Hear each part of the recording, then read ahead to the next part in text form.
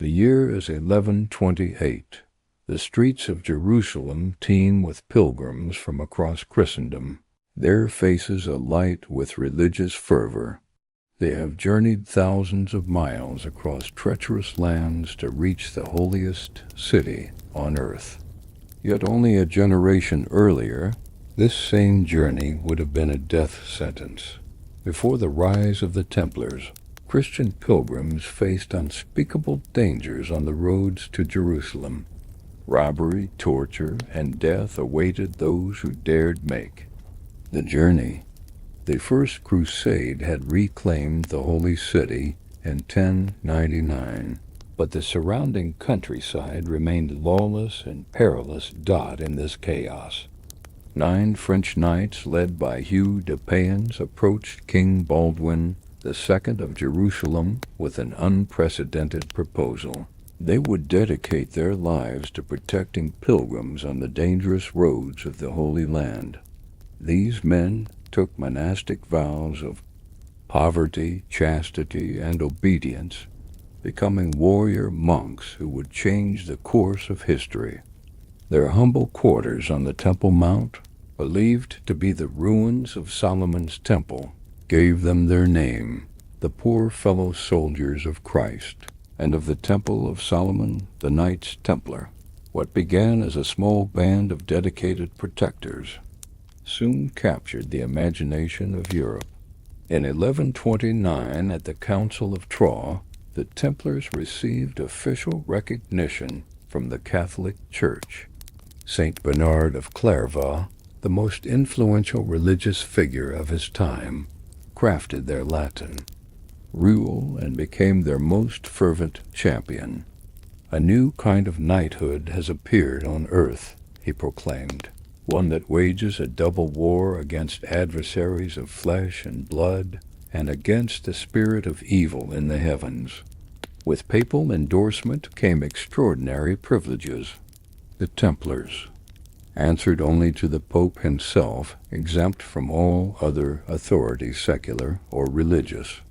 They paid no taxes, could cross any border freely, and were subject to no law but their own. Such unprecedented autonomy would later plant the seeds of their destruction. As their reputation grew, so did their numbers and wealth. Nobles across Europe, unable to journey to the Holy Land themselves, donated vast estates, forests, and farms to support the order's sacred mission. Second and third sons of aristocratic families, denied inheritance under the custom of primogeniture, flocked to join the Templars, bringing their military training and connections to royal courts. By the middle of the 12th century, the Templars had transcended their original mission. Their distinctive white mantles, emblazoned with the blood-red cross, became symbols of piety, power, and fear on battlefields across Outremer the Crusader states. The Templar battle cry, Beau Zit, struck terror in their enemies as they charged, forbidden by their code to retreat unless outnumbered 3-1, and forbidden to surrender. The Templars' military prowess reached mythic proportions at the Battle of Montgisard in 1177, when severely outnumbered Templar knights helped rout Saladin's much larger army. Such victories cemented their reputation as God's warriors, blessed with divine favor. Yet it was not merely martial skill that elevated the Templars to unprecedented heights. As pilgrims and crusaders journeyed east, they needed ways to finance their travels without carrying vulnerable gold across dangerous territories. The Templars created an ingenious solution, history's first banking network. A knight could deposit wealth at a Templar house in Paris, receive a coded letter of credit, and withdraw equivalent funds upon reaching Jerusalem, minus a small fee for the service. This financial innovation transformed the Templars into Europe's first multinational bankers. Their commanderies, fortified farms, and estates dotted the landscape from England to the Holy Land, forming a network of secure repositories where nobles stored their treasure. Kings and popes alike turned to the Templars as financial agents, tax collectors, and administrators of royal wealth. The Paris Temple became the financial heart of France. Its stone walls protected not only the royal treasury but also the administrative machinery of the French monarchy. King Philip IV, who would later orchestrate their downfall, initially conducted all his financial affairs through Templar hands. The English crown followed suit, making the London Temple a fiscal center of the realm. By 1250, the Templars' wealth had grown immeasurable. They owned over 9,000 manors across Europe and the Holy Land. Their fleet of ships controlled Mediterranean trade routes. They held entire districts in major cities, built churches and fortresses, and employed thousands of non-military members as farmers, craftsmen, and administrators.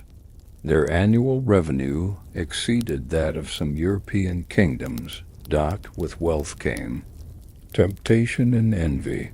Though individual knights remained bound by vows of poverty, the order itself accumulated staggering riches. Gold plate adorned their tables, and commanders rode on magnificent horses with golden bridles. Such displays contradicted their humble origins and provided ammunition for future accusers. The Templars' rise to power coincided with the gradual decline of Christian fortunes in the Holy Land. After the catastrophic defeat at Hattin in 1187 and the subsequent fall of Jerusalem to Saladin, the Templars retreated to Acre and fortified coastal strongholds. Each Christian defeat strengthened their critics, who questioned why God would abandon his chosen warriors. As the 13th century progressed, the Templars' focus increasingly shifted from battlefield to counting house. They financed crusades rather than merely fighting in them. They lent enormous sums to monarchs and brokered peace treaties between warring Christian factions.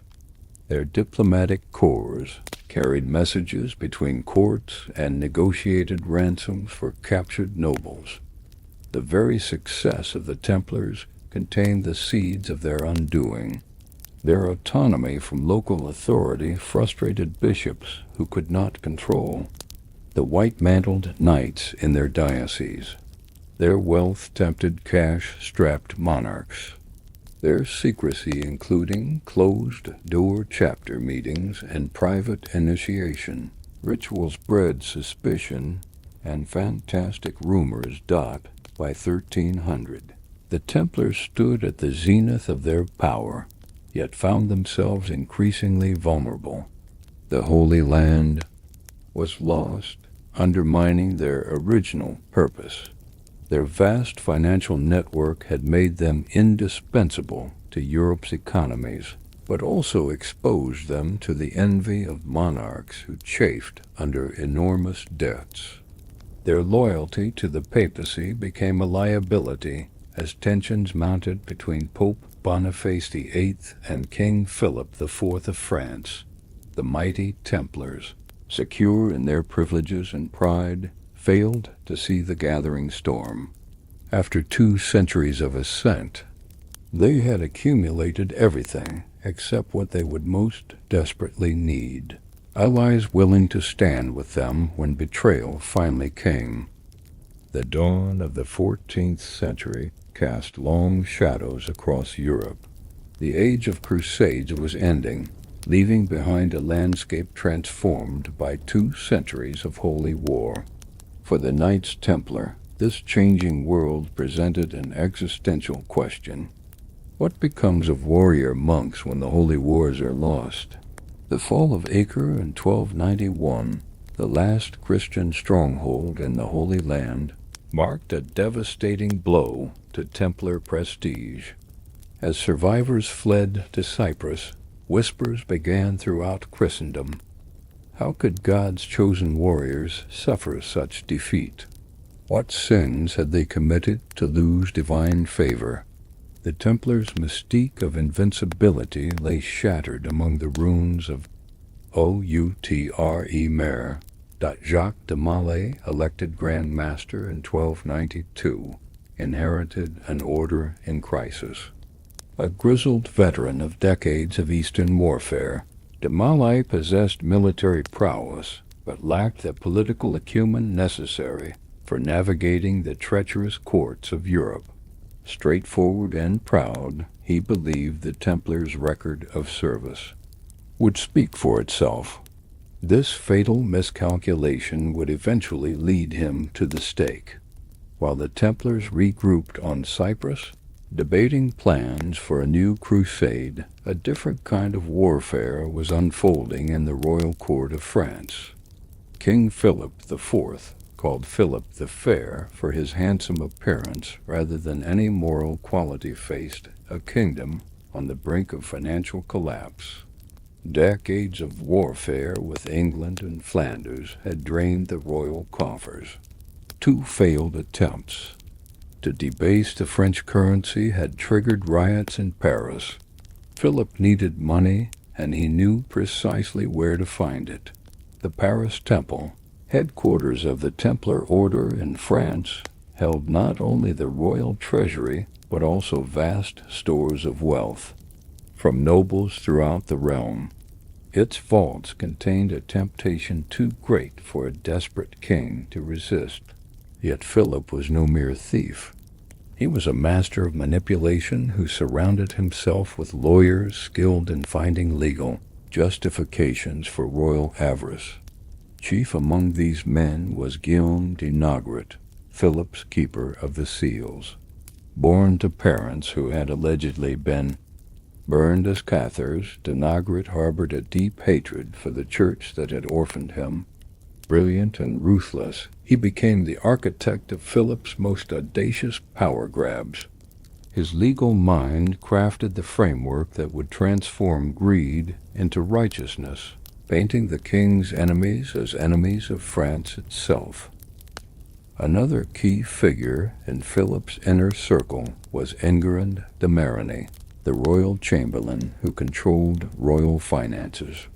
After being denied a loan by the Templars in 1305, de Marigny's personal animosity added fuel to the coming conflagration.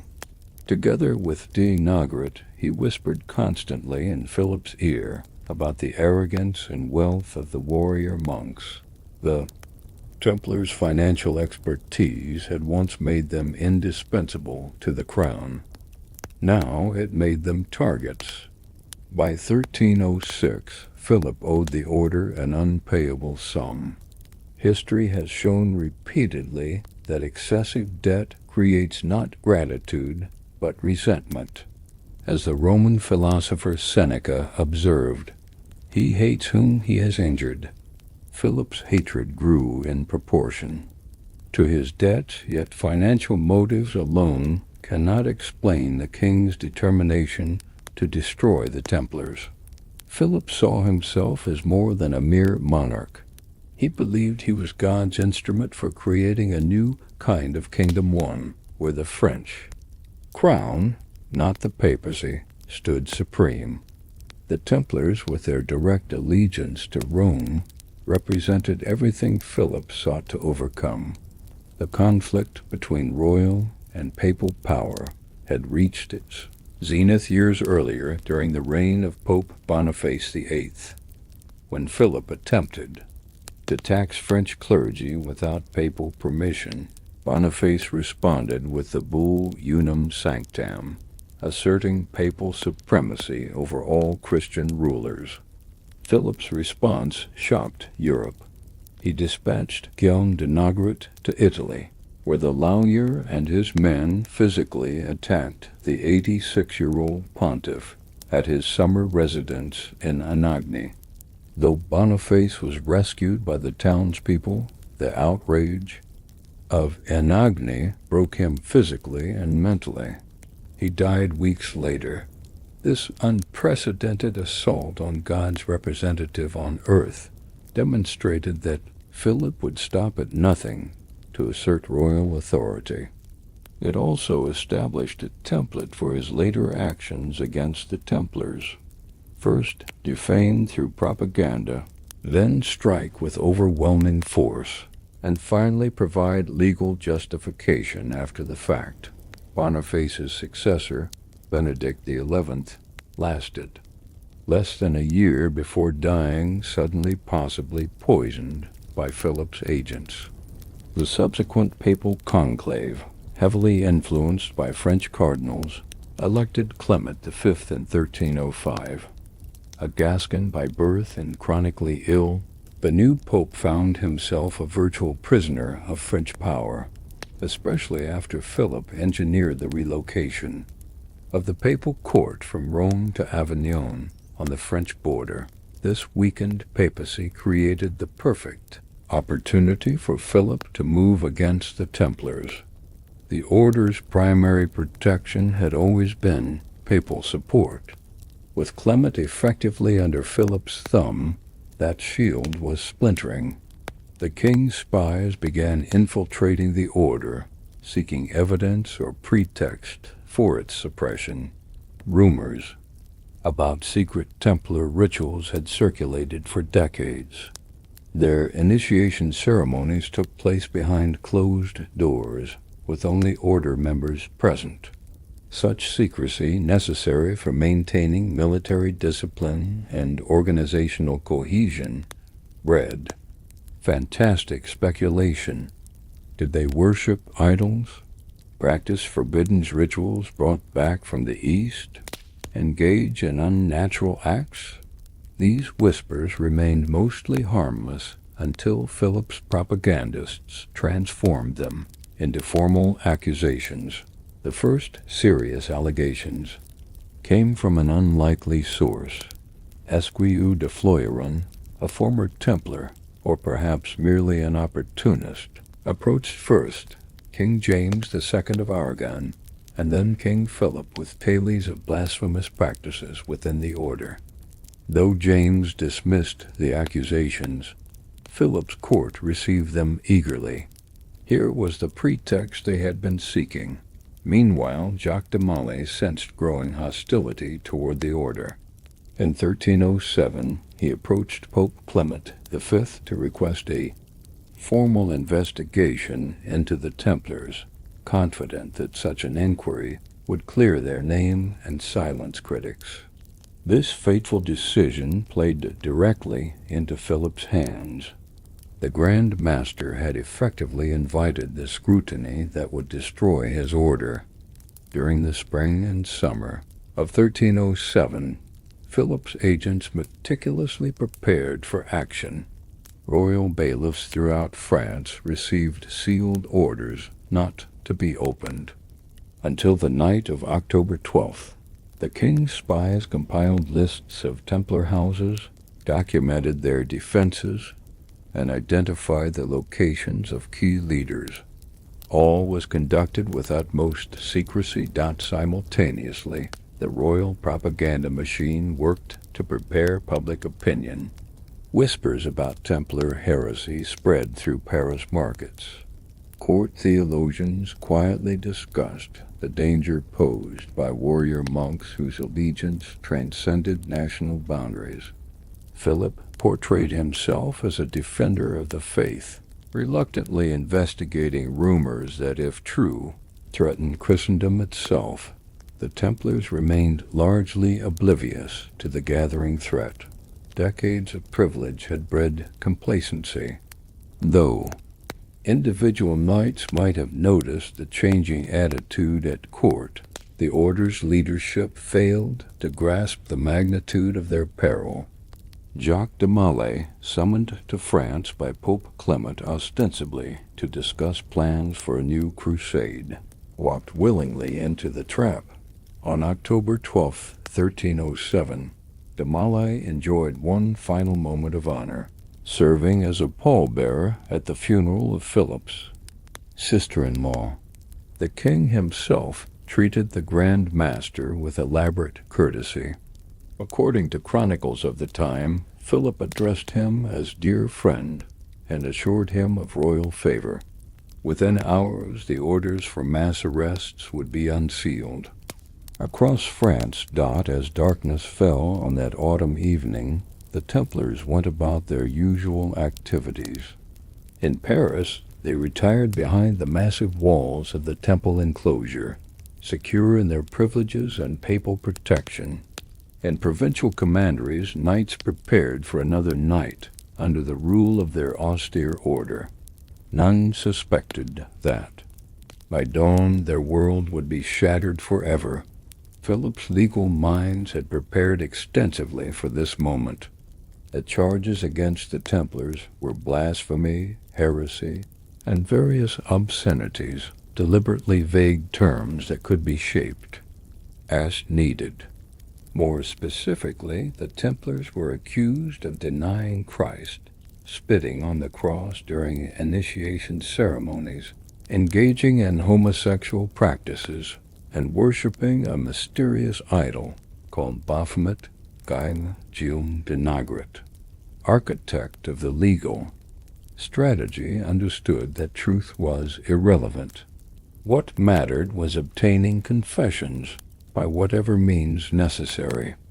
The king's agents were instructed to use torture immediately and extensively. Confessions would create their own reality, regardless of facts. As midnight approached on Friday, October 13th, 1307, royal sergeants and bailiffs across France prepared to execute their sealed orders. The most powerful military order in Christendom was about to face an enemy they had never anticipated, the very Christian kingdom they had served for nearly 2 centuries. Dawn broke on Friday, October 13th, 1307. In the dim light of early morning, an unprecedented operation unfolded across France. Royal bailiffs, accompanied by armed sergeants, approached Templar properties with sealed orders now opened. The element of surprise was total. At the Paris Temple, the largest Templar establishment in France, royal officers found the gates unguarded. The knights still asleep in their dormitories. Jacques de Molay, Grand Master of the most powerful military order in Christendom, awoke to the sound of armored men entering his chamber. The aging warrior, who had spent decades fighting Saracens on distant battlefields, found himself facing not enemy soldiers, but officers of the French crown. They informed him that he was under arrest by order of the king on charges of heresy and blasphemy. De Molay's reported reaction was one of stunned disbelief. By what authority? He demanded. The royal officers produced documents bearing Philip's seal. When de Molay protested that the Templars answered only to the Pope, he was informed that the arrests had papal blessing a lie, but one the Grand Master had no means to disprove in that moment.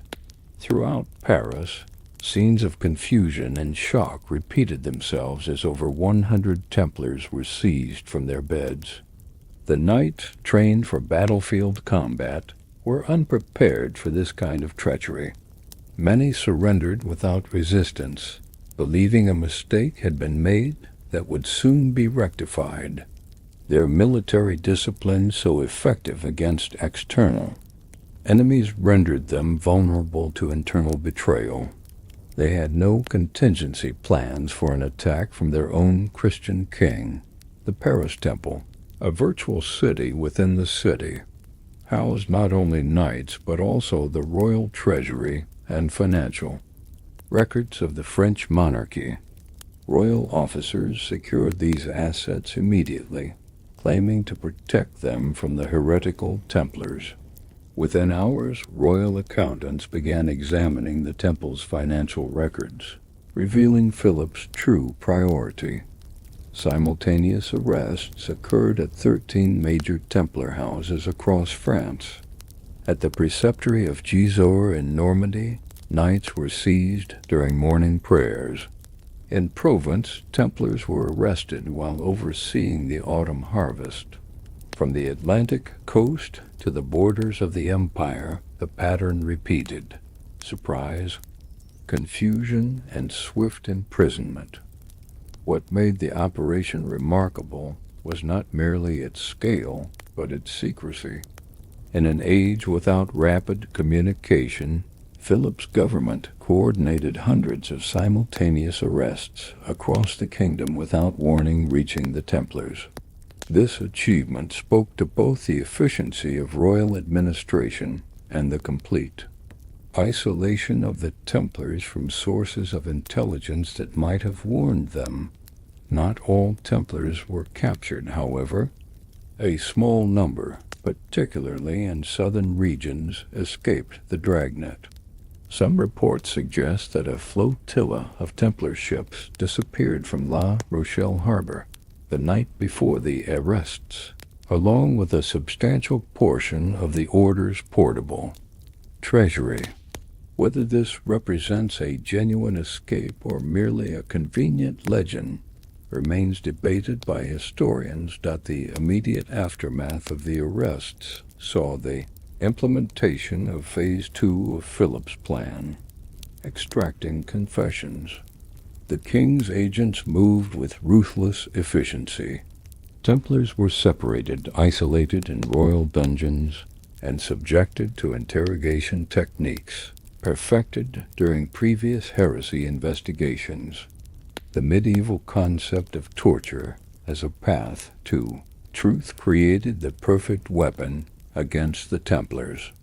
Officially, torture was permitted only to confirm facts already suspected, not to discover new information. In practice, this distinction vanished. The knights were shown instruments of torture, the rack, the strappado, the brazier, and told that confession would bring mercy, while resistance would bring unimaginable suffering. Many Templars broke immediately. Jacques de Molay himself confessed within days to denying Christ during initiation ceremonies. His confession sent shockwaves through Christendom. If the Grand Master himself admitted guilt, what hope remained for the order's innocence? Yet these confessions followed a suspiciously uniform pattern. Almost all included the same elements: spitting on the cross, denying Christ, and engaging in illicit kisses during initiation. The similarity suggested not truth but a script provided by the inquisitors. When torture ceased, many Templars recanted their confessions, only to reaffirm them when the pain resumed. Philip recognized that legal justification needed to accompany physical coercion. Within days of the arrests, royal representatives addressed crowds throughout France, explaining the king's actions as necessary to protect the faith. The Templars were portrayed not as victims, but as wolves in sheep's clothing, enemies of Christ hiding behind the Red Cross. The University of Paris, Europe's intellectual center, provided theological cover for Philip's actions. Royal theologians argued that suppressing heresy was a monarch's sacred duty, regardless of papal privilege. By framing the attack as defense of the faith rather than seizure of assets, Philip positioned himself as hero rather than villain. News of the Friday arrests spread rapidly across Europe, generating reactions of shock and disbelief. In England, King Edward II initially refused to believe the accusations, writing to fellow monarchs urging caution. In Aragon, Cyprus, and parts of Germany, rulers hesitated to move against local Templars without clearer evidence of wrongdoing. For Pope Clement V, the arrests presented an excruciating dilemma. The Templars were under direct papal protection, and Philip had acted without papal authorization. Yet Clement, physically present in France and dependent on French support, found himself unable to condemn the king's actions forcefully. In a letter dated October 27, 1307, Clement wrote to Philip expressing outrage at the arrests and demanding that the Templars be remanded to papal custody. The king's response was masterful manipulation. While making vague promises about eventually transferring the prisoners, Philip proceeded with interrogations and confessions, creating facts on the ground that would be difficult for the Pope to dismiss. By November, Philip had orchestrated public readings of Templar confessions in Paris. The details, lurid and shocking, turned public opinion decisively against the order. Common citizens who had once viewed Templars as heroes of Christendom now crossed themselves. At the mention of the White Mantle, the propaganda campaign succeeded beyond expectation. The Templars themselves, isolated in separate prisons and subject to ongoing torture, had little opportunity to coordinate a defense. Some knights remained steadfast, enduring torture without confession. Others confessed, but included subtle inconsistencies that might later allow them to argue their statements were made under duress. A few committed suicide rather than endure. Further questioning, winter descended on France, and with it, the full weight of the royal judicial apparatus fell upon the imprisoned knights. Formal interrogations, conducted by royal officials and inquisitors from the Dominican order, produced volumes of testimony. The questions were designed to elicit specific answers. Did you deny Christ? Did you spit on the cross? Did you engage in indecent acts? The methodology allowed no real defense. By Christmas 1307, Philip could claim to have uncovered a vast conspiracy against Christendom. The Templars, according to the extracted confessions, had been secretly betraying the faith they claimed to defend. The king presented himself as God's instrument, purging corruption from the church that the Pope himself had failed to detect. Clement's position grew increasingly untenable. If he defended the Templars too vigorously, he risked being implicated in their alleged heresy. If he abandoned them entirely, he surrendered papal authority to secular power. His solution was bureaucratic. In February 1308, he issued the bull Pastoralis Preeminentia, which instructed all Christian monarchs to arrest Templars in their domains, but to hold them for papal judgment. This half measure satisfied no one. Philip saw it as interference in his righteous prosecution. The Templars recognized it as abandonment by their ultimate protector. Other European rulers interpreted it according to their own interests, some moving against local Templars, others proceeding with minimal enthusiasm.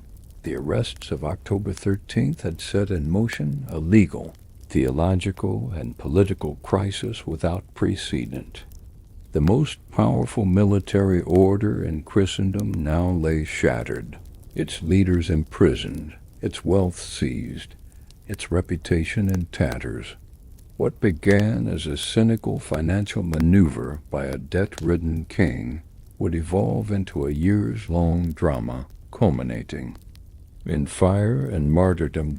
Yet in those early months after the arrests, the full trajectory remained unclear. Some Templars still hoped for papal intervention. Others expected assistance from Templar chapters outside France. Many believed that truth would eventually triumph over torture-induced confessions. These hopes would prove tragically misplaced. The machinery set in motion that Friday the 13th ground inexorably forward. crushing everything in its path. The very institutions that should have protected the Templars, the Church, the law, the chivalric code, were weaponized against them. By spring 1308, as news arrived that Templars in other countries were being arrested under papal orders, the last illusions of rescue faded. For Jacques de Molay, imprisoned in the fortress of Chinon, the consequences of his failure to anticipate political danger became increasingly clear. The Grand Master had led his knights effectively on the battlefield, but had proven catastrophically naive in the corridors of power. His military virtues, directness, loyalty, physical courage were useless against enemies who fought with whispers, documents, and legal sophistry. As the Templars faced their darkest hour, the question echoing through Christendom was not whether they were guilty. Philip's propaganda had largely settled that in the public mind, but what their fate revealed about the changing nature of power.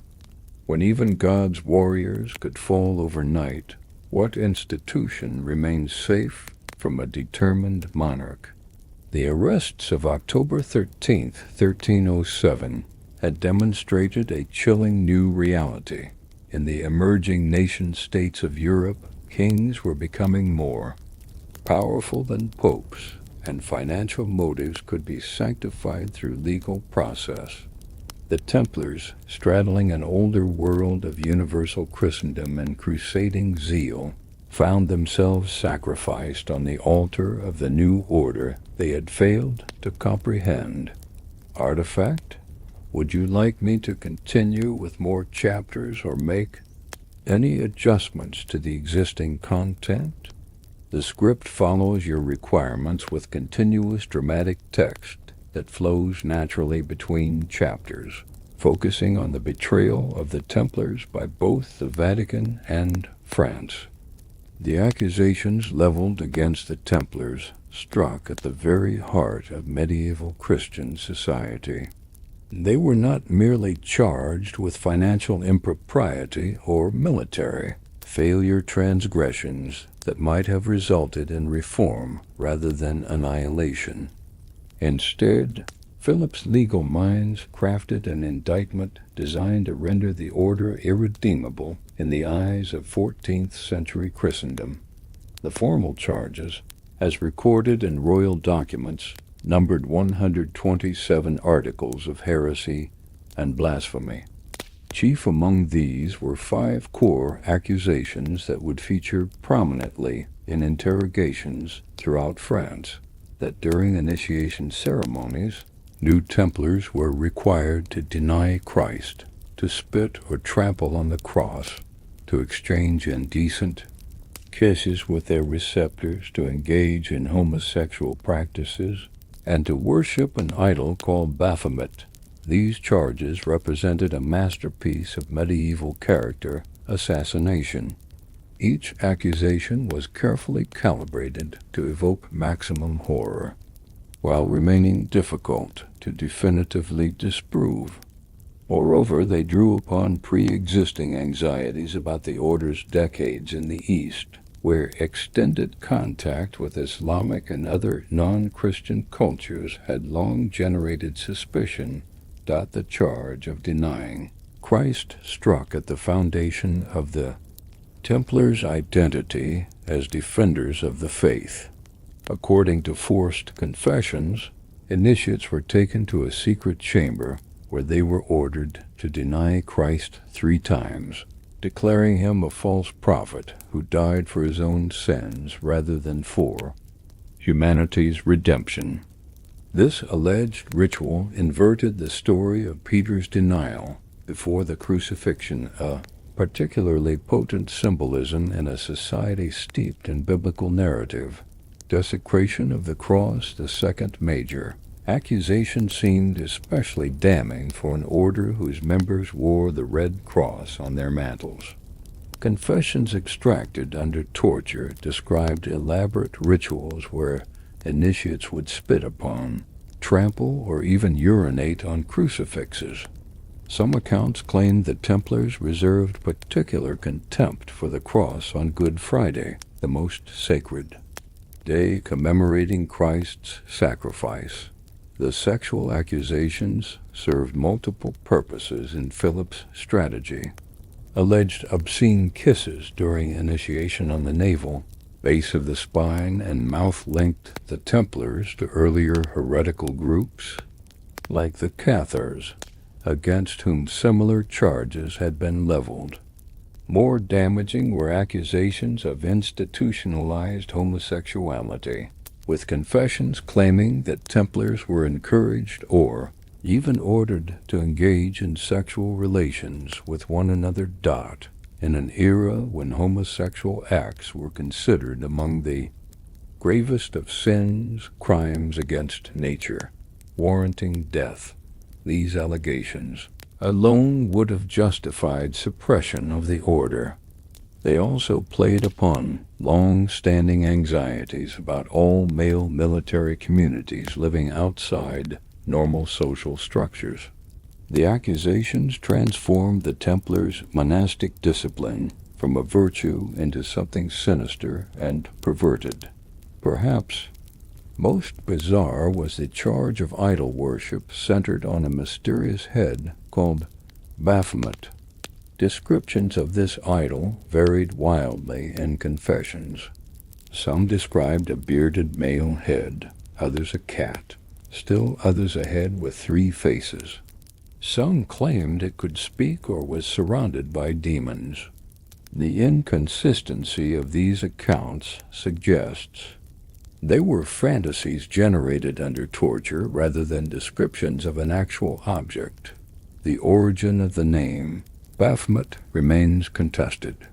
Some scholars suggest it derived from Muhammad, a medieval European corruption of Muhammad, linking the alleged idol to Islamic influence. Others propose etymologies from Greek or Hebrew terms related to wisdom or baptism. Whatever its linguistic roots, Baphomet entered the European imagination as a symbol of dark Eastern mysticism, a perfect embodiment of the corrupting influence supposedly affecting the Templars during their time in the Holy Land.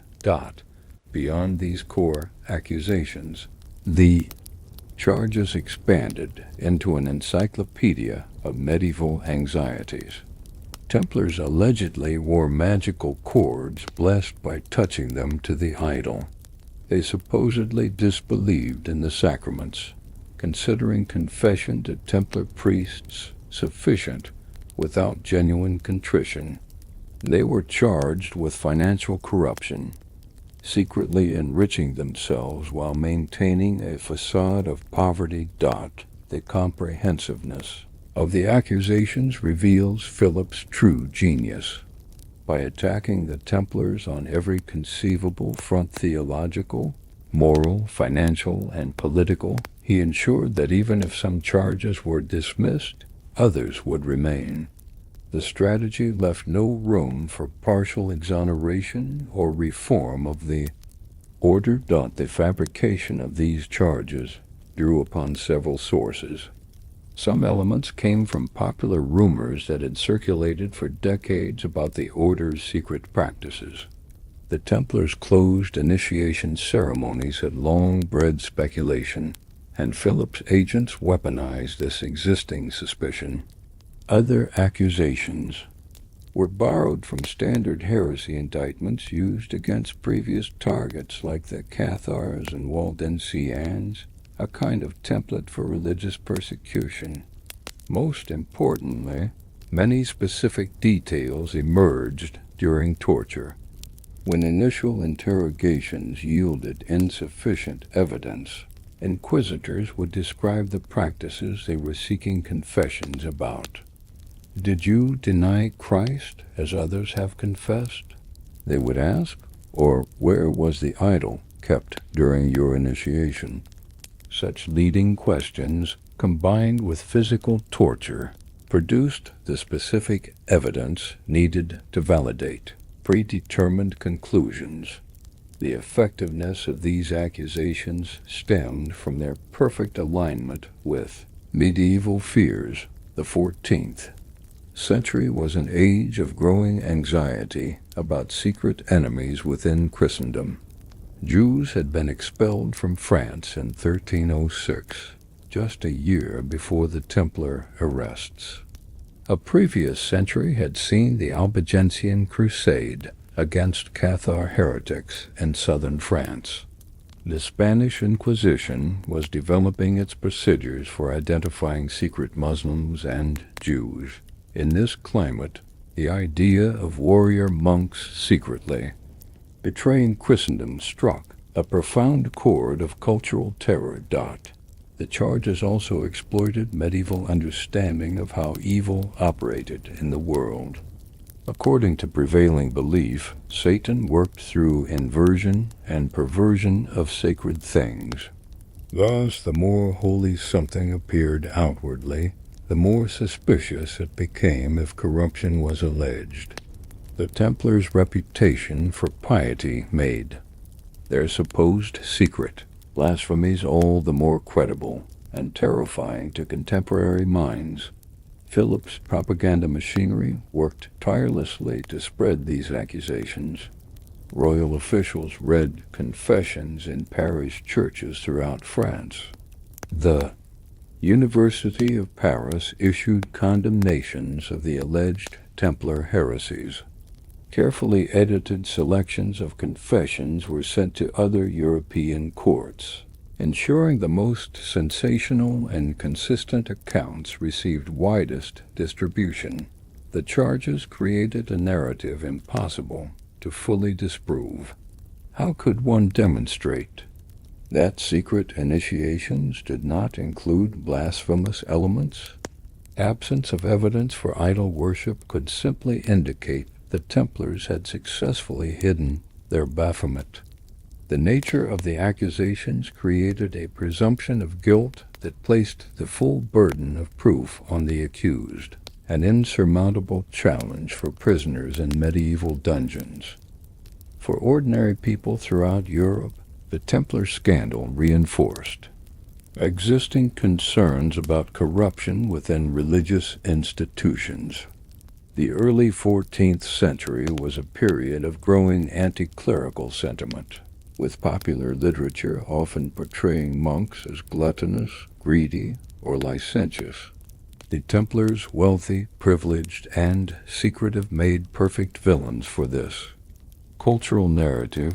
Not all contemporaries believed the accusations. Italian poet Dante Alighieri, writing his Divine Comedy during this period, subtly defended the Templars by placing their persecutors in hell. Some chroniclers recorded the charges, while noting they seemed improbable. Several European monarchs initially expressed skepticism before political necessity led them to fall in line with the official narrative. For the imprisoned Templars themselves, the nature of the accusations created an impossible situation. Those who confessed found their words used to condemn their brothers. Those who maintained innocence faced continued torture, often until death. A few managed to create ambiguous confessions, admitting to misinterpreted ceremonies or stating they had heard rumors of such practices in distant Precept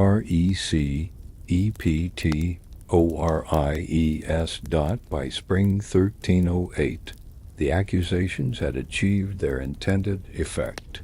Public opinion throughout France had turned decisively against the once revered order. Other European monarchs, initially hesitant, began arresting Templars in their own territories. Pope Clement, despite private doubts, found himself unable to dismiss charges, supported by hundreds of confessions, however obtained. The genius of Philip's strategy lay in its recognition that perception mattered more than reality. Whether the Templars had actually engaged in heretical practices was irrelevant once the public and political classes believed they had. The accusations created their own reality, a lesson in the power of propaganda that remains relevant 7 centuries later. As the Templar trials progressed from accusation to formal inquisition, the charges would be repeated so frequently and with such certainty that they acquired the weight of established fact. Even today, the association between Templars and occult practices persists in popular culture, demonstrating the remarkable durability of Philip's character assassination. The Knights Templar, who had spent nearly 2 centuries defending Christendom, with their blood now found themselves defined by a narrative they could not control. Their true history, their sacrifices on distant battlefields, their innovations in banking, their contributions to architecture and agriculture was subsumed by a fabricated story of secret blasphemy. It was perhaps the cruelest aspect of their fall, not merely the loss of their lives and order, but the theft of their very identity. The interrogation of the Templars marked a dark innovation in judicial procedure. While torture had been used in European legal systems before, never had it been employed so systematically against so many defendants from such a privileged order. The process revealed not merely individual cruelty, but an evolving machinery of state power, one that transformed physical suffering into documentary evidence. The primary instruments of torture were simple but effective. The strappado, most commonly employed against the Templars, involved binding the victim's hands behind his back, attaching a rope, and hoisting him to the ceiling before letting him fall, dislocating shoulders and causing excruciating pain. Foot roasting, placing the oiled feet of the victim near open flames until the skin blackened left men permanently crippled. Thumb screws, the rack, and the water torture, forcing water into the victim's body until the stomach distended, completed the standard repertoire. Medieval inquisitorial procedure followed a perverse logic. Torture was officially not punishment, but a means of obtaining truth. A confession under torture was considered invalid unless later ratified freely, though this ratification typically occurred with the instruments of torture still visible and the threat of returning to the torture chamber explicit. Any retraction of a confession was treated as relapse, warranting immediate return to torture or, in some cases, execution as a relapsed heretic. The torturers themselves were not sadists, but functionaries, often monks from the Dominican or Franciscan orders who sincerely believed they were saving souls by extracting confessions. The inquisitorial manual, the Directorium Inquisitorum, provided detailed guidance on how to break resistance. Begin with the weakest, it advised. Let those awaiting their turn hear the screams. The psychological warfare was as carefully calculated as the physical techniques. Within days of the initial arrests, the torture produced results. Of 138 Templars interrogated in Paris between October 19th and November 24th, 1307, all but 3 confessed to some elements of the charges. The pattern repeated across France: initial resistance followed by capitulation as the pain became unbearable. Even Jacques de Molay, the Grand Master, confessed to denying Christ during initiation ceremonies, though he insisted he had never committed sodomy nor believed in idol worship. Some knights showed extraordinary resistance. Templars at Cahors endured torture for 3 years without confession. An unnamed Templar in Burgundy supposedly withstood 96 continuous hours of torture before dying without confession. A knight identified in records only as Borsier told his torturers, "You may hack me limb from limb or kill me outright, but I will say nothing else." Such examples were exceptional, however. Most men broke under methods specifically designed to overcome human endurance. The confessions followed suspicious patterns. Early admissions contained varied details about Templar practices, but as the interrogations continued, confessions became increasingly standardized, suggesting that torturers were seeking specific narrative rather than truth. When Templars in different prisons with no means of communication produced nearly identical confessions, down to particular phrases and details, the evidence points not to genuine admission, but to a script provided by interrogators. Physical evidence that might have corroborated the charges was conspicuously absent. Despite thorough searches of Templar houses throughout Europe, no idols resembling the described Baphomet were ever found. No written instructions for blasphemous initiation ceremonies emerged from Templar archives. The case rested entirely on confessions, precisely the form of evidence most easily manufactured through torture. The role of the Inquisition in the Templar trials represented a troubling evolution of that institution. Founded in the early 13th century to combat Cathar heresy in southern France, the Inquisition had developed sophisticated techniques for identifying, interrogating, and judging suspected heretics. By placing these methods at the service of the French crown against a papal order, Philip effectively hijacked religious machinery for political ends. Guillaume de Paris, the king's confessor and a Dominican friar, served as Inquisitor General for the Templar proceedings. His involvement provided a veneer of ecclesiastical legitimacy to what was fundamentally a secular power grab.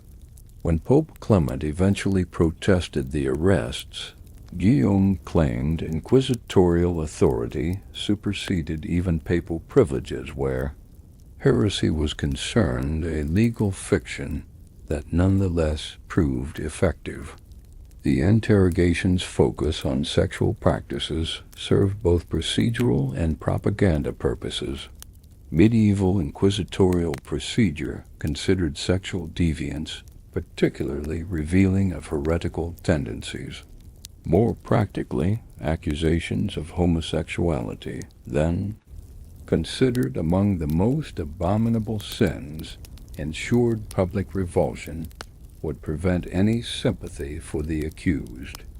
Even knights who maintained their innocence on other charges found these accusations particularly difficult to address without seeming to confirm prejudices about the order's all-male communities. Beyond Paris, the pattern of interrogation varied across France.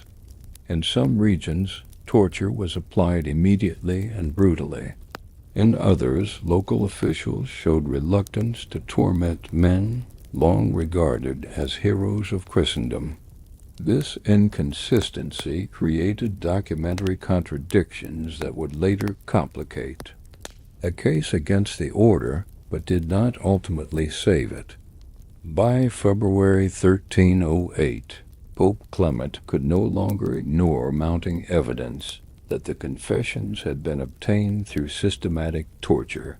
He dispatched 2 cardinals to Paris to interview de Molay and other Templar leaders without royal officials present. When given this opportunity, de Molay immediately retracted his confession, as did several other high-ranking Templars. They claimed they had confessed only under extreme duress and reaffirmed their Christian orthodoxy. This papal intervention infuriated Philip.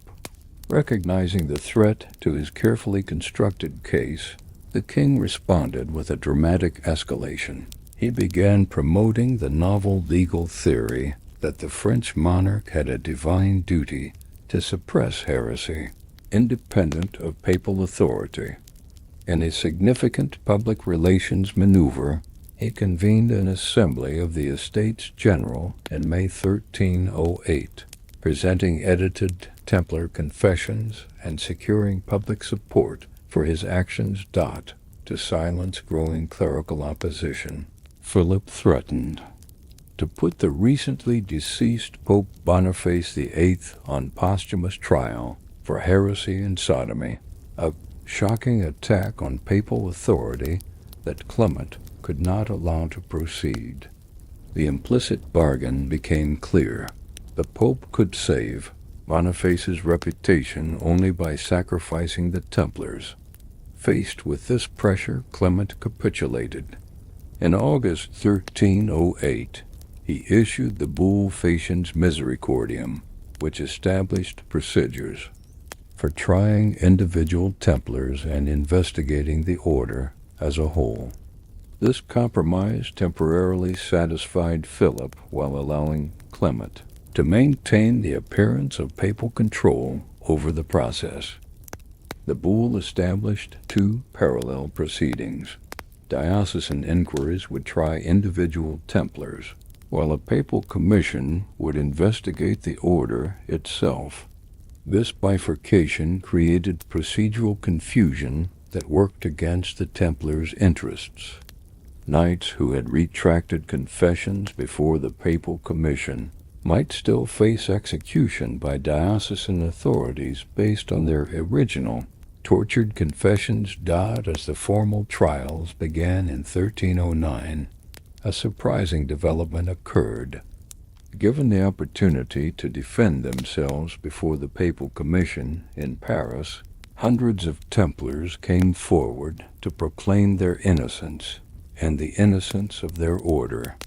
Between February and May 1310, 597 Templars volunteered to defend the order, a remarkable show of courage, given the consequences of challenging the king's narrative. Philip recognized this testimony as an existential threat to his case. Working through the Archbishop of Sens, a royal ally who had ecclesiastical jurisdiction over Paris, he ordered 54 Templars who had retracted their confessions to be burned as relapsed heretics. On May 12, 1310, these knights were loaded onto carts, taken to a field outside Paris, and burned alive. According to witnesses, they proclaimed their innocence and the innocence of their order until the flames silenced them. This brutal execution served its intended purpose. The remaining Templars, seeing the fate of those who defended the order too vigorously, largely abandoned organized resistance. The papal commission, resuming its hearings after this demonstration of royal power, found Templars suddenly unwilling to testify or retracting previous statements of defense. Meanwhile, the international dimension of the trials revealed interesting patterns. In England, Edward II initially resisted Philip's pressure, but eventually conducted interrogations.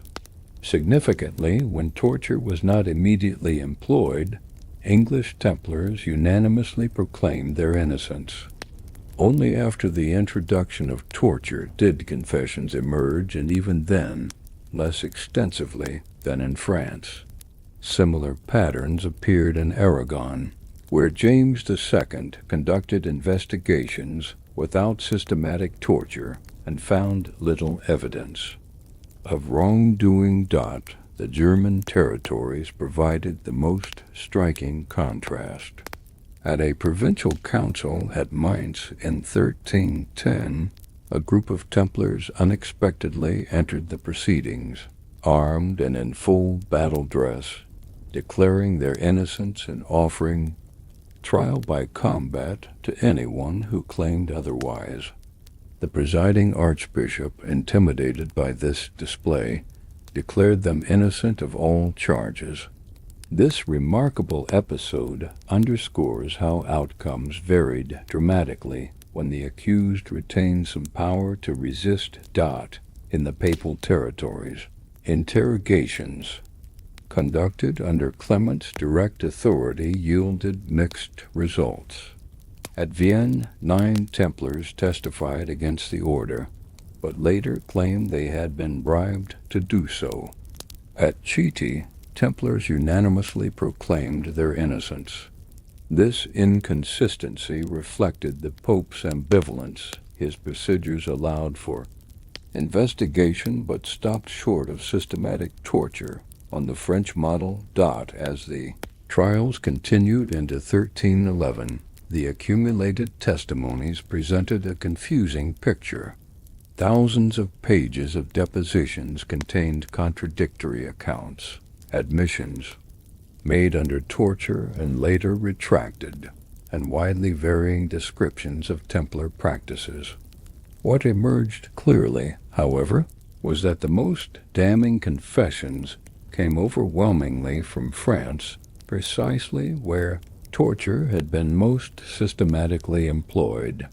For the imprisoned Templars, the prolonged proceedings meant years of suffering in medieval prisons.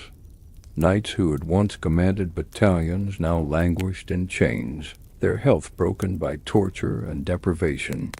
Many died before their cases were resolved. Others, seeing no prospect of justice, confessed to whatever was demanded simply to end their torment. The psychological impact of these proceedings went beyond physical suffering.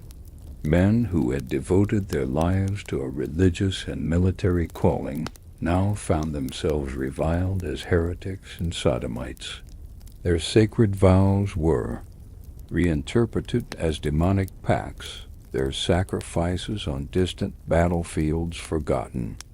For knights whose identity had been built entirely around the order, this destruction of meaning constituted a form of torture, perhaps more profound than physical pain. By the end of 1311, as Clement prepared to convene the Council of Vienne that would decide the Templars' ultimate fate, the judicial process had accomplished Philip's goal.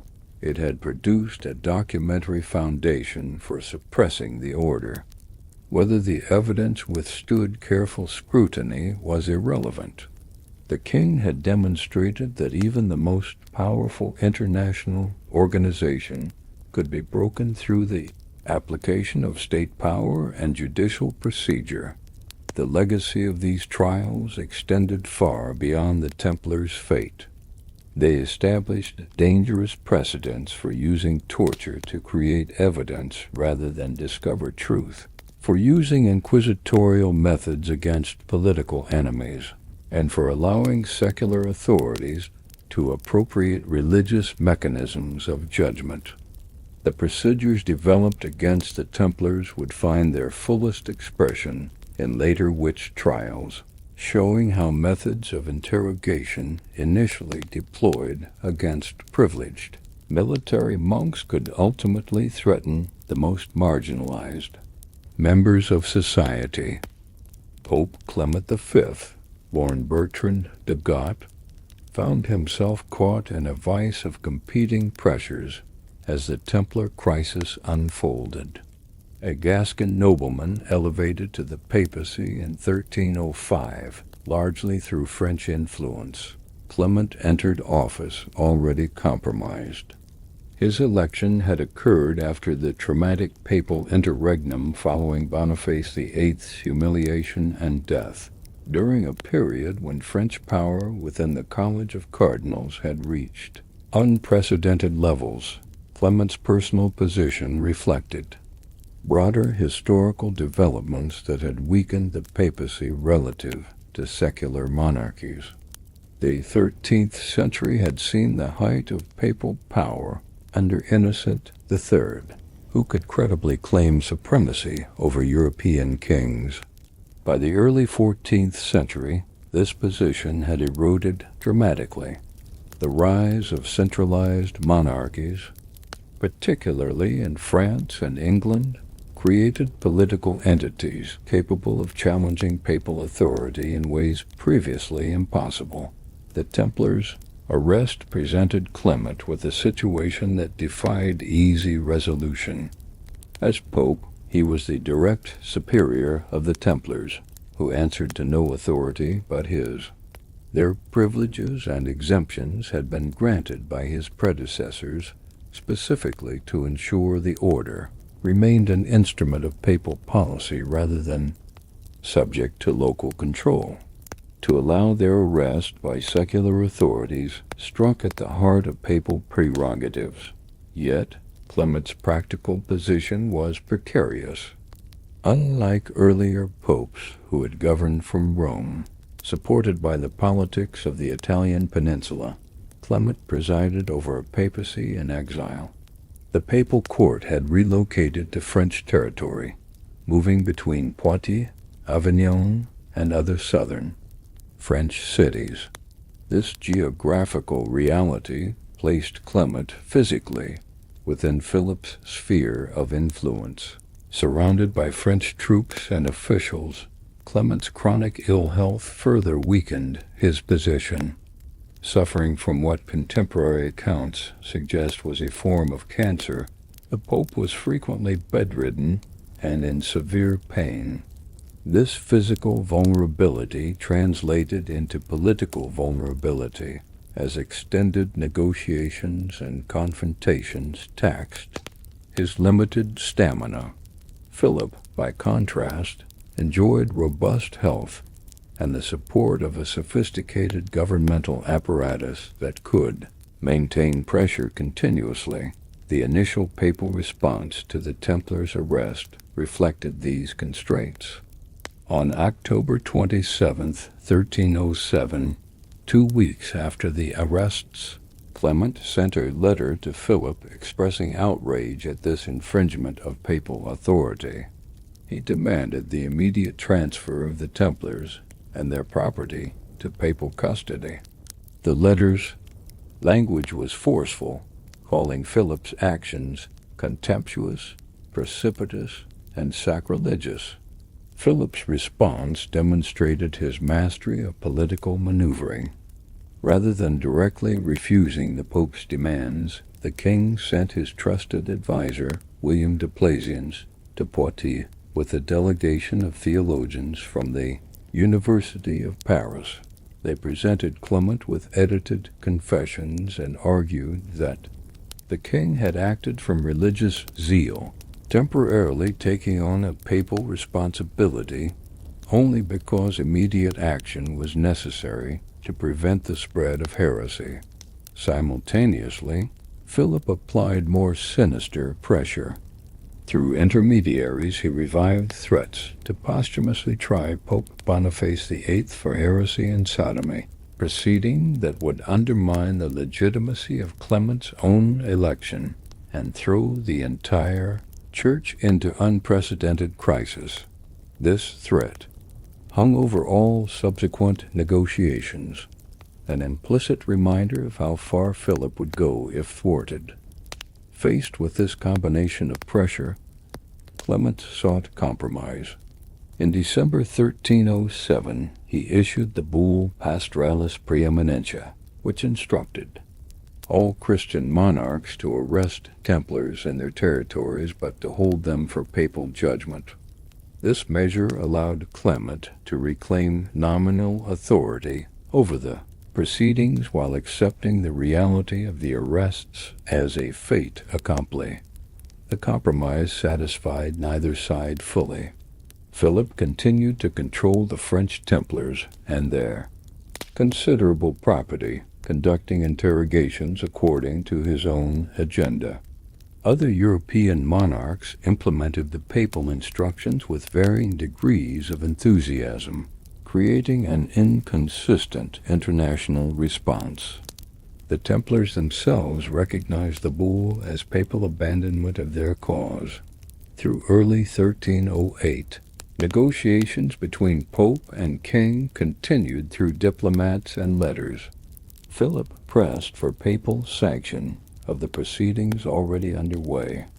Clement sought to establish independent papal inquiries that might reach different conclusions.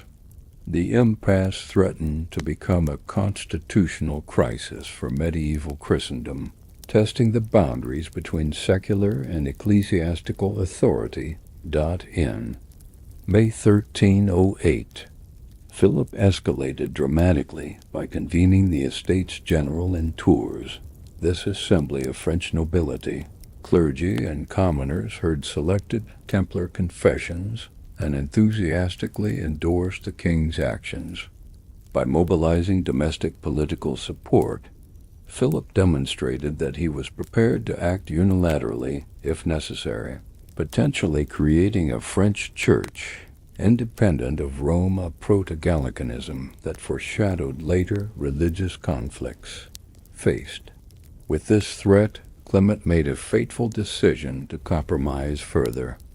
In August 1308, he issued the bull Faciens Misericordiam, which established dual proceedings.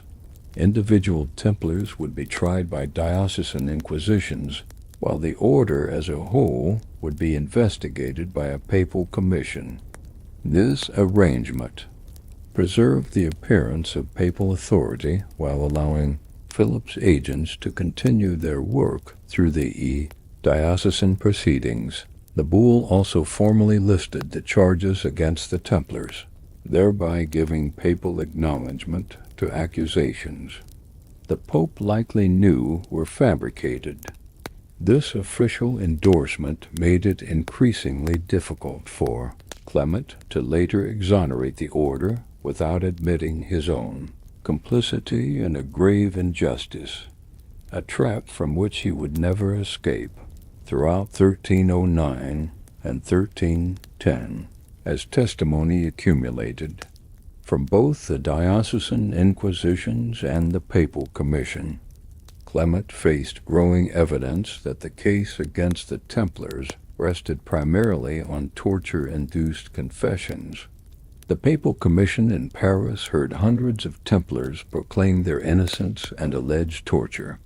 Similar patterns emerged from proceedings in England, Germany, and Italy, where torture was less systematically employed and confessions correspondingly rare. The execution of 54 Templars outside Paris in May 1310, ordered by Philip's ally, the Archbishop of Sens, forced Clement's hand. This mass burning demonstrated that Philip would not allow due process to jeopardize his objectives. The Pope faced a stark choice: either openly condemn the French proceedings, risking schism and possibly his own position, or find a way to end the affair that would satisfy Philip while preserving some semblance of papal dignity. Clement chose the latter path. He announced that the final decision on the Templars would be made at a general council of the Church to be held at Vienne beginning in October 1311. This delay bought time while shifting responsibility to the broader church hierarchy. It also gave Philip more than a year to prepare his case and pressure those who would attend. When the Council of Vienne finally convened, the Pope's dilemma reached its climax. The assembled prelates received summaries of the evidence against the Templars, but were not permitted to examine the original testimony. Even with this filtered information, the council proved reluctant to condemn the entire order based on evidence they considered inadequate. According to contemporary accounts, when Clement polled the council in a preliminary vote, the overwhelming majority favored allowing the Templars to mount a formal defense before any final judgment. This ecclesiastical independence threatened Philip's carefully orchestrated outcome. The king responded by traveling to Vienne personally in March 1312, accompanied by a substantial armed force, a barely veiled threat that concentrated minds. Wonderfully, under this pressure, Clement crafted a final compromise. On March 22, 1312, he issued the bull Vox in Excelso, which suppressed the Templar order by way of provision rather than condemnation. This careful wording allowed Clement to dissolve the Templars without explicitly endorsing the charges against them, a nuance lost on most contemporaries, but important for the Pope's conscience and legacy. The bull's preamble revealed Clement's tormented reasoning. After acknowledging the contradictory evidence and the council's reluctance, he wrote, "We are unable to render a judgment without scandal." This extraordinary admission that truth had become secondary to political necessity encapsulated the Pope's fundamental dilemma. He had chosen institutional stability over justice, pragmatism over principle.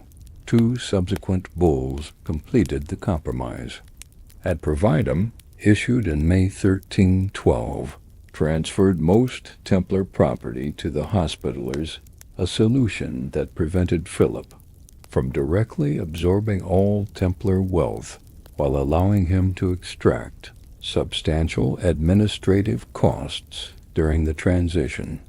Considerants Dudum, issued later that year, established procedures for dealing with individual Templars, generally prescribing lenient treatment for those who had confessed and maintained their confessions.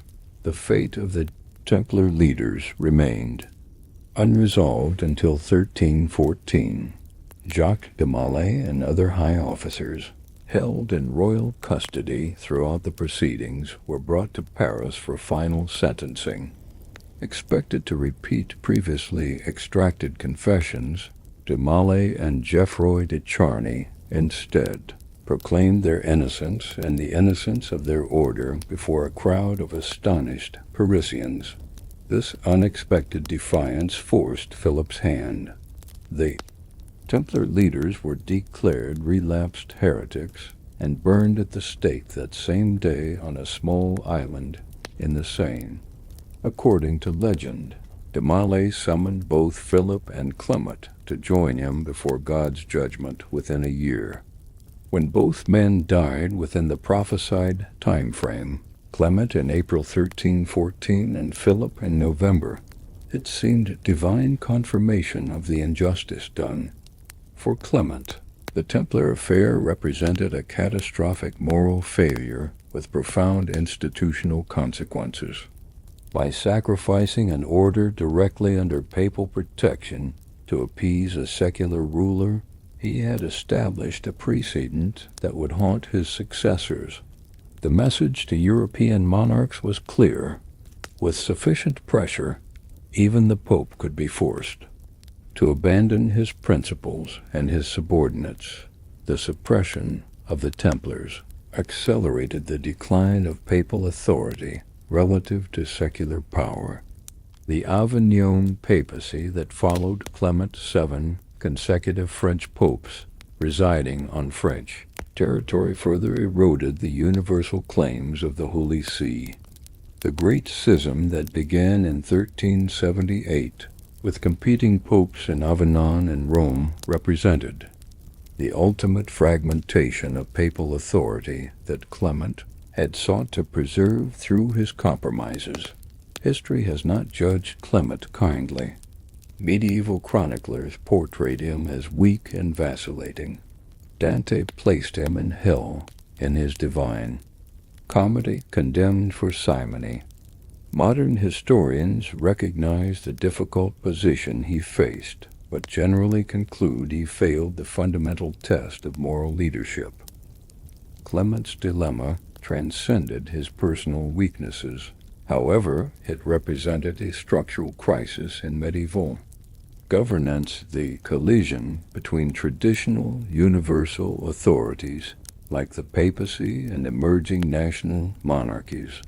The Templar affair demonstrated that concentrated national power could could effectively challenge international institutions, a pattern that would define European politics for centuries to come. For the Templars, Clement's compromises meant annihilation. An order that had served the papacy loyally for nearly 2 centuries was sacrificed to political expediency.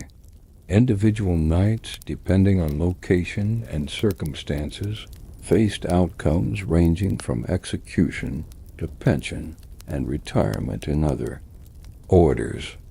The order's vast infrastructure, preceptories, churches, farms, and treasuries was dismantled and redistributed, though not always according to papal directives. Perhaps the most profound consequence of Clement's failure was the damage to the moral authority of the Church itself. By subordinating truth and justice to political necessity, the Pope undermined the papacy's claim to moral leadership. When an institution that claimed divine guidance could not protect innocent men from politically motivated destruction, its claims to represent God's will on earth became considerably less credible. The Templar affair thus marked not merely the destruction of a military order, but a significant milestone in the secularization of European politics. Philip had demonstrated that sacred authority could be challenged successfully by secular power. The modern state, still embryonic in 1307, had shown its capacity to override traditional privileges and protections when they conflicted with raison d'etat reason of state. As Clement died in April 1314, he could not have known how thoroughly his compromises would shape subsequent centuries. The Avignon papacy, the Great Schism, the conciliar movement, and ultimately the Protestant Reformation all have roots in the precedents established during his pontificate.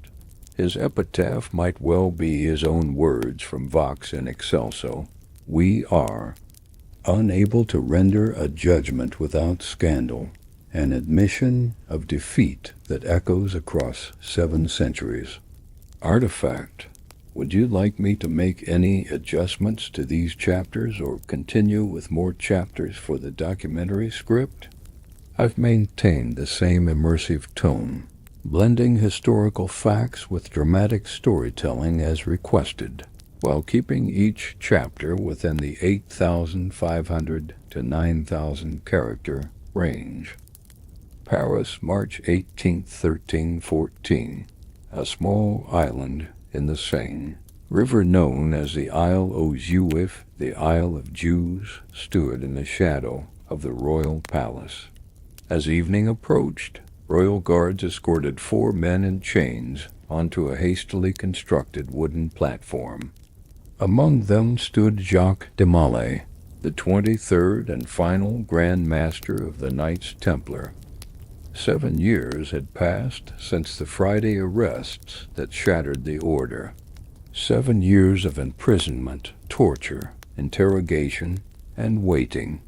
De Molay's once powerful frame had withered, his beard grown long and white, his shoulders stooped from years in chains.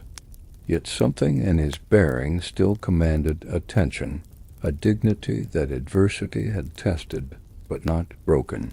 For de Molay, the journey to this final platform had been a tortuous path of contradictions. In the initial days after his arrest, he had confessed to denying Christ during Templar initiation ceremonies. When given opportunity to speak before papal legates in 1308, he had retracted this confession, claiming it was extracted under torture. Later returned to royal custody, he had maintained an ambiguous silence as the legal proceedings against his order ground forward. Now, as the crowds gathered along the riverbanks and on the bridges overlooking the island, de Molay stood alongside 3 other High Templar officials: Geoffroy de Charny, preceptor of Normandy; Hugh de Peyrade, Visitor of France, and Geoffroy de Gonneville, Preceptor of Aquitaine and Poitou. They had been brought to hear their sentences, expected to be life imprisonment, based on their previous confessions. Cardinal Arnaud Nouveau and Archbishop Philippe de Marigny, brother of Philip's Chamberlain Enguerrand de Marigny, presided over the ceremony. De Marigny read the judgment aloud. The 4 men, having confessed to heinous heresies, and having maintained those confessions, were sentenced to perpetual imprisonment. The matter seemed concluded, the final administrative detail in the complex legal dismantling of the once mighty order. What happened next transformed a procedural epilogue into one of history's most dramatic acts of defiance. Jacques de Molay, who had wavered between confession and denial throughout his long imprisonment, found his voice at last. According to contemporary chronicles, he stepped forward and addressed the crowd in a loud, clear voice. I think it only right that at so solemn a moment when my life has so little time to run, I should reveal the deception which has been practiced and speak up for the truth. Before heaven and earth and all of you here as my witnesses, I admit that I am guilty of the grossest iniquity. But the iniquity is that I have lied in admitting the disgusting charges laid against the order. I declare, and I must declare, that the order is innocent. Its purity and saintliness are beyond question. I have indeed confessed that the order is guilty, but I have done so only to save myself from terrible tortures. Other knights who have retracted their confessions have been taken to Paris and burned. The thought of dying is not so awful, but I cannot bear the extra pain of death. This thunderous recantation stunned the assembled clerics and spectators. The cardinal and archbishop hurriedly removed the prisoners from the platform and returned. Then to their cells as the crowd murmured and royal officials conferred in urgent whispers. De Melin's public rejection of his confession represented a catastrophic failure of Philip's carefully orchestrated legal process. Left unchallenged, it threatened to unravel the entire case against the Templars. Word of the Grand Master's declaration reached King Philip that same evening. His response was swift and merciless. Without further legal proceedings, without consulting the ecclesiastical authorities who technically held jurisdiction, Philip ordered that de Molay and de Charny, who had joined in the recantation, be burned. At the stake immediately as relapsed heretics dot as night fell, the 2 Templars were returned to the Isle aux Juifs. Royal guards hastily constructed a pyre while couriers spread word of the impending execution. Despite the late hour, Parisians gathered again along the riverbanks to witness the final act of the Templar drama. The March evening carried a bitter, chill, and unseasonable cold that witnesses would later recall as portentous.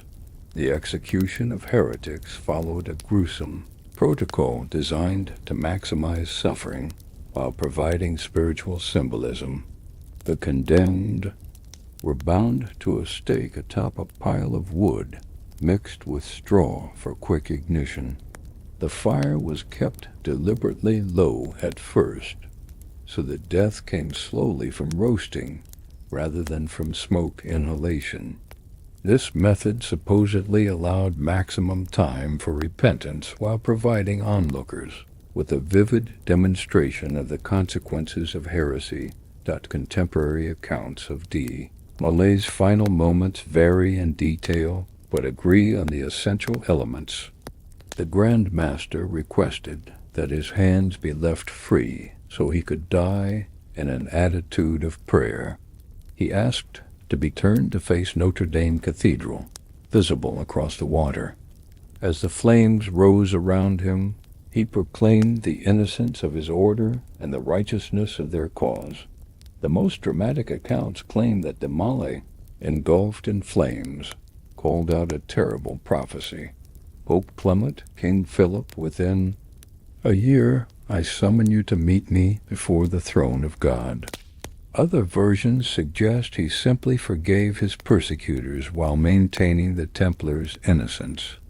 What seems certain is that he died without recanting his final testimony, enduring his agonizing execution with the stoic dignity expected of a Templar knight. Geoffroy de Charny, bound to a separate stake, followed his master's example. According to the Chronique de Saint-Denis, he called out above the roar of the flames, I follow in the death of the man whom I have followed all my days. The two men who had retracted their recantations, Hugh de Parod and Geoffroy de Gonneville, were spared the flames and disappeared into the oblivion of perpetual imprisonment. The crowd that witnessed the execution reportedly fell into an uneasy silence as the flames subsided, leaving only smoldering ashes that were scattered into the Seine to prevent the collection of relics. The abrupt and arbitrary nature of the execution ordered by secular authority without proper ecclesiastical process disturbed even those who believed in the Templars' guilt. It suggested that the entire proceedings had been driven more by power than by justice. When news of the execution reached Pope Clement in Avignon, he reportedly expressed outrage at Philip's usurpation of ecclesiastical authority, but took no meaningful action. His compromises had left him powerless to challenge the French king's decisions, even when they so blatantly violated proper procedure. The execution represented the final humiliation of papal authority in the Templar affair. The alleged curse attributed to Damale acquired an aura of supernatural validation in subsequent months. Pope Clement V, chronically ill throughout his pontificate, died unexpectedly on April 20th, 1314, barely a month after the execution. King Philip IV, still in his 40s and apparently healthy, succumbed to a stroke while hunting on November 29th of the same year. The coincidence of these deaths within the prophesied time frame struck many contemporaries as divine judgment. Felipe de Marigny, who had read the sentences, met his own dramatic downfall. After Philip's death, his brother Ingeraud de Marigny I, of the architects of the Templar prosecution, was arrested on charges of corruption and sorcery. He was hanged at Montfaucon in 1315. Guillaume de Nogret, the legal mind behind the Templar arrests, had predeceased them all, dying in 1313 with his vast estates intact, but his reputation already darkened by his role in the affair. The deaths of all the principal antagonists within such a compressed time frame, the end of the Templar saga from mere tragedy into something approaching mythic significance. It suggested a cosmic balancing of accounts, what modern sensibilities might call poetic justice, but medieval minds interpreted as divine intervention. For ordinary Templars throughout Europe, Damale's defiant end came too late to alter their fates. The order had been officially dissolved by papal bull in 1312. Individual knights had been absorbed into other military orders, particularly the Hospitallers, or had been granted pensions for quiet retirement. Some had been executed, others imprisoned for years. The Templar infrastructure, preceptories, farms, churches, and treasuries had been largely transferred to the Hospitallers, though secular authorities had claimed substantial portions. In Portugal, the Templars found a unique resolution. King Denis simply rebranded the Portuguese Templars as the Order of Christ, maintaining their structure and personnel under a new name. This reconstituted order would later play a significant role in Portugal's Age of Discovery, with Prince Henry the Navigator serving as its Grand Master, and Templar crosses adorning the sails of Portuguese exploration vessels. Christopher Columbus's ships would carry these same crosses, connecting the Templars indirectly to the European discovery of the Americas. Elsewhere, Templar survivors integrated into society with varying degrees of success. Some found positions in royal administration, their financial and administrative skills still valued despite their order's disgrace. Others disappeared into monastic communities or returned to families they had left decades earlier. A few reportedly fled to Scotland, Switzerland, or other regions beyond French influence. Though evidence for organized Templar survival remains tenuous. The manner of de Malay's death transformed him from a failed leader into a martyr. His decades of adequate but unremarkable administration were forgotten, replaced by the image of a steadfast warrior making a final stand for truth. The historical de Malay, who had confessed, recanted, equivocated, and finally defied, became simplified in popular memory into an emblem of principled resistance against tyranny. This martyrdom mythology developed gradually over subsequent centuries. During the French Revolution, when a revolutionary was executed at the same location as de Malay, he allegedly dipped his hand in the king's blood and sprinkled the crowd, crying, "Jacques de Malay, thou art avenged." The story, whether true or apocryphal, illustrates how the Templar Grand Master had been transformed into a symbol of resistance against royal oppression. What happened to de Malay's remains adds a final mysterious note to his story. According to tradition, after the flames died down, sympathizers secretly gathered bones from the ashes before they could be scattered in the Seine. These relics supposedly found their way to hidden repositories, becoming sacred objects for groups claiming Templar succession. No conclusive evidence supports these claims, but they form part of the elaborate mythology that has accreted around the last Grand Master. The site of the execution, the Isle aux Juifs, no longer exists as a separate island. During the construction of the Pont Neuf in the late 16th century, it was incorporated into the western end of the Isle de la Cite.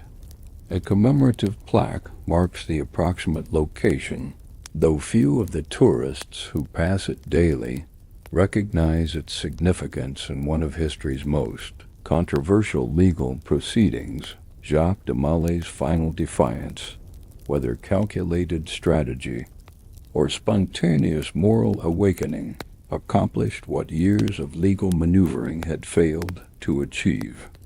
It created lasting doubt about the Templar's guilt. Had he gone quietly to imprisonment, history might have accepted the official verdict. Instead, his public recantation and subsequent martyrdom ensured that the Templar question would remain open, debated by historians, mythologized by storytellers, and periodically reinvestigated by each new generation seeking truth behind the medieval smoke and flames. 7 centuries have passed since flames consumed Jacques de Molay, yet the echoes of that fire still reverberate through Western consciousness. The destruction of the Knights Templar represents more than the end of a military religious order. It marks a pivotal moment when medieval institutions and values began giving way to the power structures and pragmatism that would characterize the modern state. The Templar suppression transformed European political reality in ways that extend far beyond the fate of the knights themselves.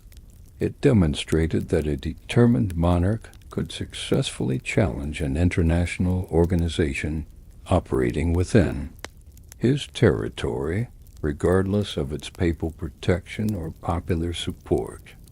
This precedent paved the way for later assertions of national sovereignty against transnational Catholic institutions, finding its fullest expression in the Protestant Reformation. For the French monarchy, the immediate benefits seemed substantial. Philip eliminated a powerful autonomous organization, seized significant wealth, and canceled his substantial debts to the order. Yet these gains proved largely illusory. The costs of prosecuting hundreds of Templars across France consumed much of the seized wealth. The financial expertise lost with the destruction of the Templar banking network contributed to ongoing fiscal crises. Within a generation of Philip's death, France would enter the 100 Years' War with England, facing financial challenges that Templar administrators might have helped address. The papacy suffered even more profound consequences. By capitulating to Philip's pressure, Clement V established the template for the Avignon papacy, a period when 7 consecutive French popes resided on French territory, their policies heavily influenced by French interests.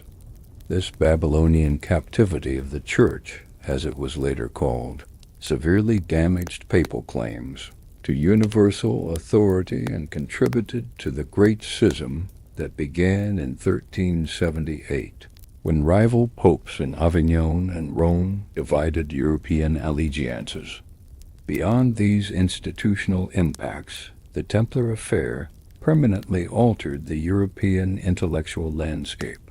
The spectacle of an organization moving from universal respect to universal condemnation within months demonstrated the power of coordinated propaganda.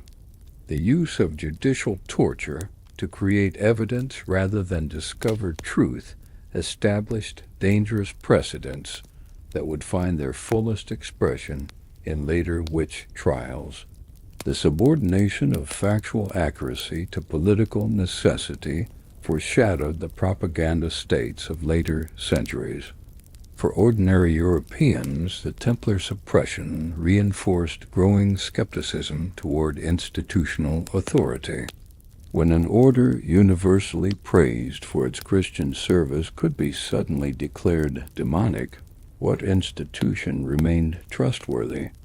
This skepticism contributed to the anti-clerical currents that would later feed various reform movements. The arbitrary nature of the proceedings undermined confidence in justice itself, suggesting that power, not truth, determined outcomes, a cynicism that has never entirely disappeared from Western legal philosophy. The Templars themselves underwent a curious transformation in death. An organization that had been primarily financial and military in its later years was reimagined as the keeper of esoteric secrets. This mythologizing process began almost immediately after the suppression and has continued unabated for 7 centuries, making the Templars far more significant in historical memory than their actual accomplishments might warrant. The seeds of this mythology lay in the very charges that destroyed the order. Accusations of secret rituals, idol worship, and Eastern mysteries fabricated for political purposes paradoxically created a template for later esoteric speculation. If the Templars had not been charged with possessing secret knowledge, subsequent generations might never have credited them with it. The propaganda that destroyed them in life ensured their immortality in cultural imagination. By the 18th century, Freemasonry had begun incorporating Templar symbols and narratives into its higher degrees. The Knight Templar degree explicitly portrayed modern Masons as spiritual heirs to the persecuted order. This Masonic adoption linked the Templars to Enlightenment values of religious tolerance, rational inquiry, and opposition to despotism, concepts largely foreign to the historical Knights, but perfectly aligned with Enlightenment self-conception.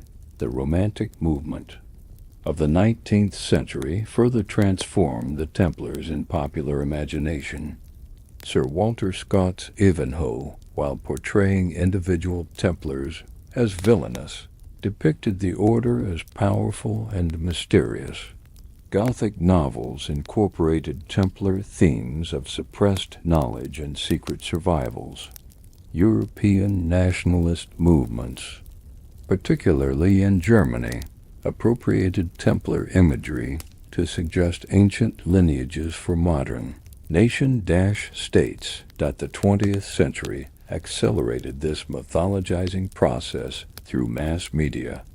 Films, novels, and later video games depicted the Templars variously as guardians of the Holy Grail, keepers of the Ark of the Covenant, protectors of Christ's bloodline, or discoverers of America. Academic distinctions between evidence and speculation blurred in popular consciousness.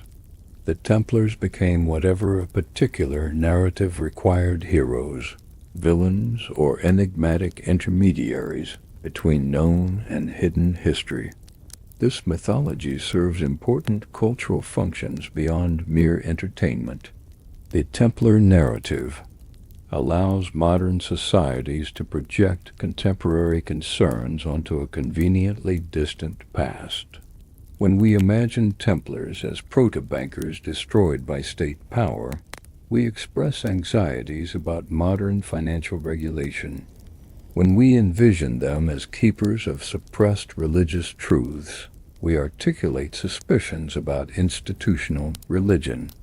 The Templars provide a historical canvas onto which each generation paints its own preoccupations. The notion of Templar treasure, physical or metaphorical, has proven particularly enduring.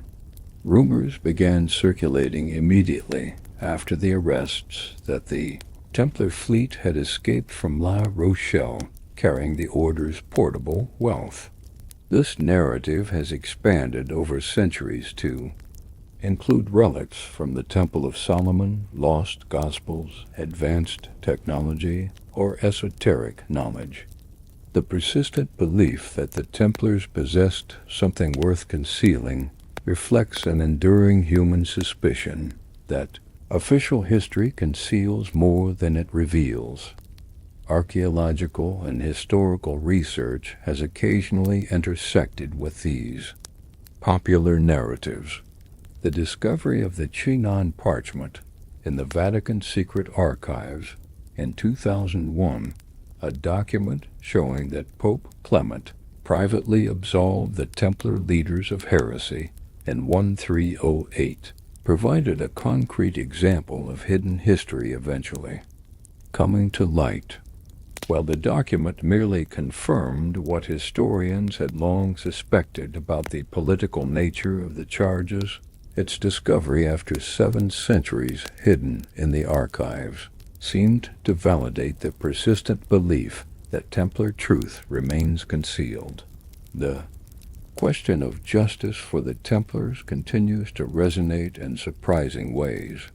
In 2007, exactly 700 years after the initial arrests, the Vatican published a limited edition volume titled Processus contra Templarios, the trial against the Templars, reproducing the Chinon parchment and related documents.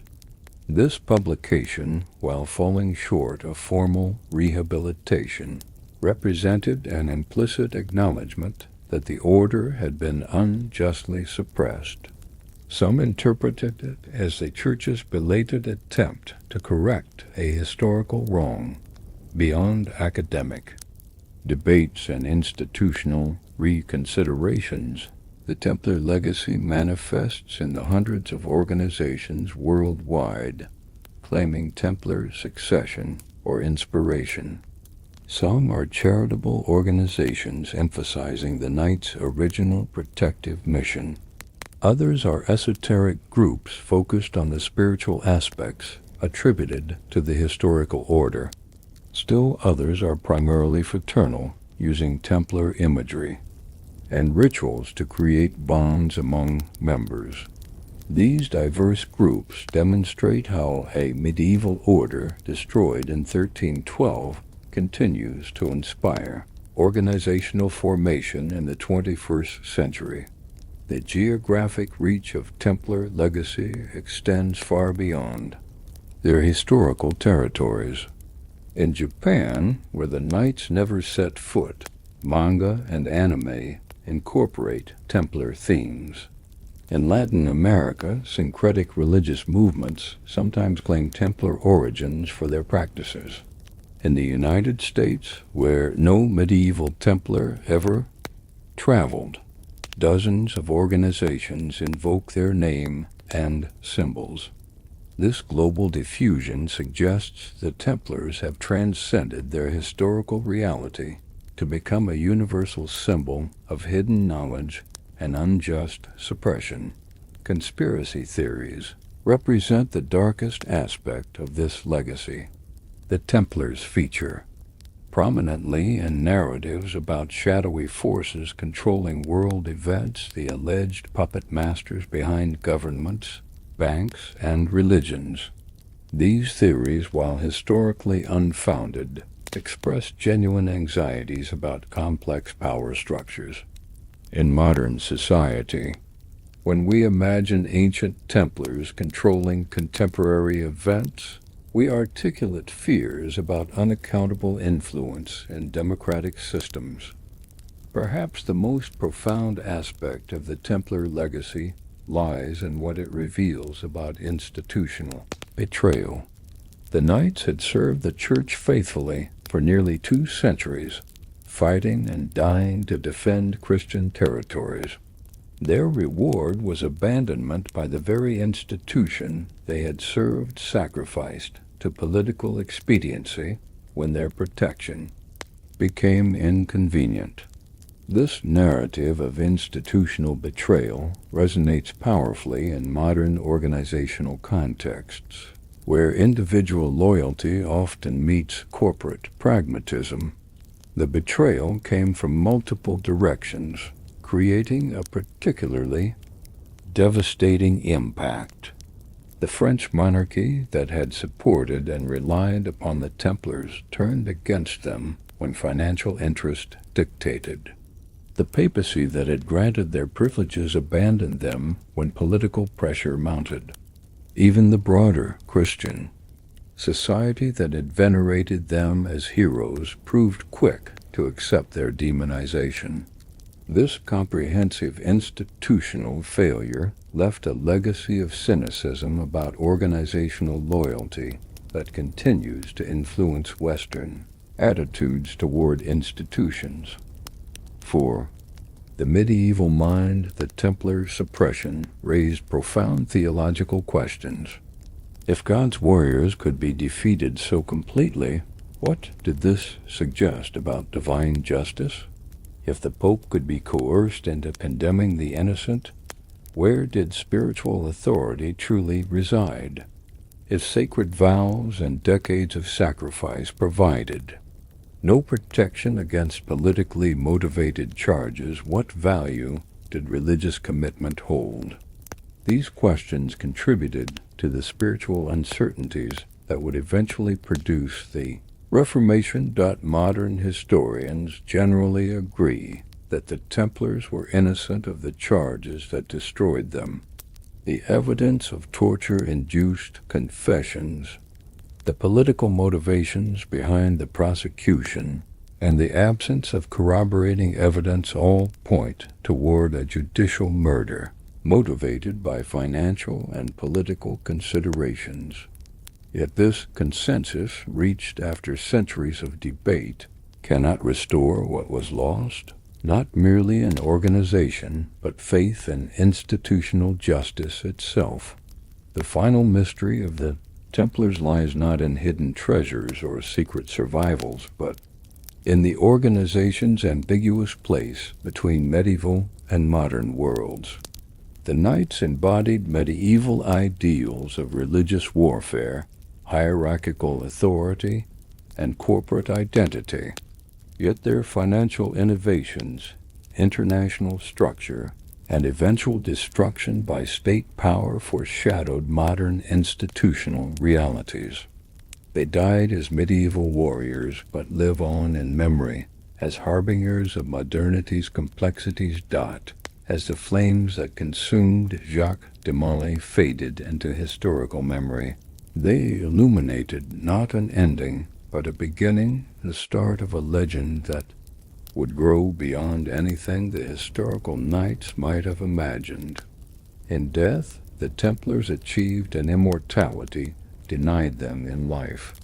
Their red cross, originally a symbol of martyrdom in Christ's service, became instead an emblem of institutional betrayal and the enduring human suspicion that beneath official narratives lies a deeper truth, waiting to be discovered by those with eyes to see and courage to seek.